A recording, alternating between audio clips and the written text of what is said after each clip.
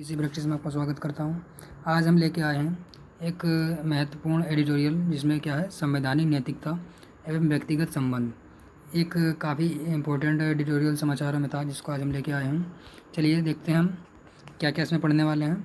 संवैधानिक नैतिकता के मूल सिद्धांत क्या क्या होते हैं, उसके बाद इसके महत्व, इसके बाद संवैधानिक नैतिकता की रक्षा में प्रमुख ऐतिहासिक निर्णय आज तक क्या क्या हुए हैं, उसके बाद हम पढ़ेंगे इसमें जो जो निर्णय हुए हैं। उसके बाद पढ़ने के बाद इनसे संबंधित चुनौतियाँ और जो समाधान हो सकते हैं, यानी कि आगे की राह, उसको पढ़ेंगे। ठीक है, चलो शुरू करते हैं आज के महत्वपूर्ण एडिटोरियल को।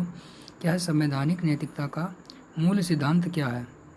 चलिए देखते हैं। संवैधानिक नैतिकता का मूल सिद्धांत है व्यक्तिगत पसंदों को ध्यान में रखना चाहिए, व्यक्तिगत पसंद को ध्यान में रखना चाहिए। और उसके बाद में व्यक्तिगत पसंद व संबंधों का मामले को हमें ध्यान में रखना चाहिए। व्यक्तिगत स्वतंत्रता का हमें रक्षा करनी चाहिए, स्वतंत्रता, समानता होनी चाहिए, गरिमा, व्यक्ति की गरिमा पर ध्यान रखना चाहिए, व्यक्ति की निजता की सुरक्षा करनी है और गैर भेदभाव, यानी संवैधानिक नैतिकता के मूल सिद्धांतों में इन मुख्य बिंदुओं को ध्यान में रखा जाता है। चलिए इसका देखते हैं, इसका महत्व क्या क्या हो सकते हैं। संवैधानिक नैतिकता का महत्व क्या है? व्यक्तिगत स्वायत्तता होनी चाहिए, निजी स्वतंत्रता की सुरक्षा होनी चाहिए, राज्य की शक्ति सीमित, यानी कि व्यक्ति के निजी मामलों में राज्य की क्या है, सीमित हस्तक्षेप होना चाहिए। आगे संवैधानिक मूल्यों का सम्मान करना चाहिए, जैसे कि धर्मनिरपेक्ष, पंथ निरपेक्ष, लोकतांत्रिक, गणराज्य, बहुलवादी संस्कृति का क्या है, सम्मान करना चाहिए। भारत की विविधता और एकता को क्या बढ़ावा देना चाहिए। ठीक है, आगे देखते हैं जिसमें क्या है, सहिष्णुता होनी चाहिए, सभी का सम्मान हो, संवाद की संस्कृति बढ़नी चाहिए। आगे क्या, भय और दबाव का माहौल क्या होना चाहिए, कम होना चाहिए। ठीक है, आगे देखते हैं इसका अभी तक जितने भी लिए गए निर्णय कौन कौन से थे। अभी तक संवैधानिक नैतिकता से जुड़े हुए ऐतिहासिक निर्णय, प्रमुख ऐतिहासिक निर्णय कौन कौन से थे। लता सिंह बनाम यूपी राज्य, जो 2008 या 9 का मामला था। इसमें क्या कहा गया था, लता सिंह बनाम यूपी राज्य में अंतर जातीय और अंतर धार्मिक युगलों की रक्षा करनी चाहिए, यानी कि जो भी अंतर जातीय और अंतर धार्मिक विवाह करते थे उनकी रक्षा राज्य का कर्तव्य होना चाहिए। अगला है एस खुशबू बनाम किन्यामला और अन्य बनाम, 2010 का मामला है। इसमें क्या कहा था हमारे कोर्ट ने, विवाह के बाहर यौन संबंध एक निजी मामला है, यानी कोई भी व्यक्ति अगर विवाह के बाहर लैंगिक संबंध बनाता है तो वह उसका एक निजी मामला, जिसमें राज्य को हस्तक्षेप नहीं करना चाहिए। अगला मामला था नाज फाउंडेशन बनाम एनटीसी दिल्ली सरकार, जो 2009 का मामला है। इसमें क्या कहा था कोर्ट ने, आईपीसी की धारा 377, ये एक बहुत ही चर्चित मामला था, नाज फाउंडेशन बनाम एनटीसी दिल्ली।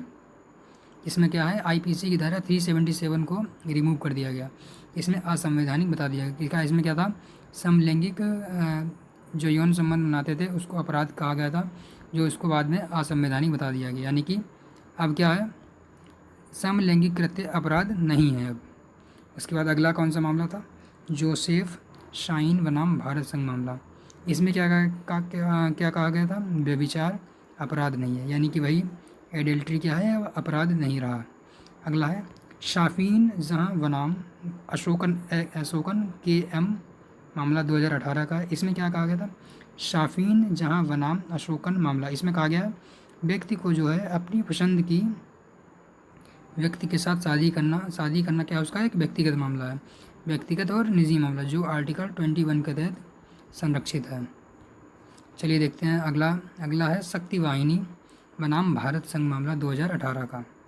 इसमें क्या कहा था कोर्ट ने, इसने कहा था अंतर्जातीय और अंतर्धार्मिक जो युगल हैं उनकी रक्षा करना राज्य का कर्तव्य होगा, और इसमें ऑनर किलिंग जो होती है उसको क्या है, सुरक्षित रखना। ऑनर किलिंग से सरकार क्या है, सुरक्षा मुहैया कराएगी।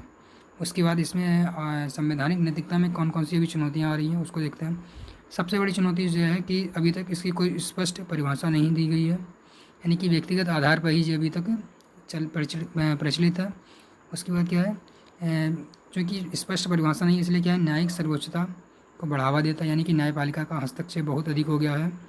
जो लोक प्रचार नीतियाँ, यानी लोक प्रचलित नैतिकता एवं धार्मिक मान्यताओं में विरोधाभास हो रहा है, जैसे कि आर्टिकल 377 था जो हमारा नैतिकता से जुड़ा हुआ मामला है, इसमें काफ़ी विवाद है। आगे देखते हैं यानी सुस्पष्ट परिभाषा भी नहीं है और हमारे नैतिक प्रथाओं और धार्मिक मान्यताओं से भी विरोध होता है। अगली बात क्या है, राजनीतिक विचारधाराओं एवं निजी पूर्वाग्रह, यानी कि निजी पूर्वाग्रह भी काफ़ी इसमें है। लेकिन इसके आगे हमें समाधान क्या हो सकता है। पहली बात तो क्या, हमें इसकी सुस्पष्ट परिभाषा लानी पड़ेगी। उसके बाद जन जागरूकता एवं शिक्षा को भी बढ़ाना पड़ेगा।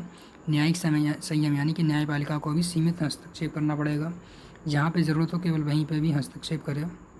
उसके बाद शक्ति पृथक्करण, यानी कि कार्यपालिका और न्यायपालिका के जो शक्ति पृथक्करण है उसका सम्मान रखना चाहिए।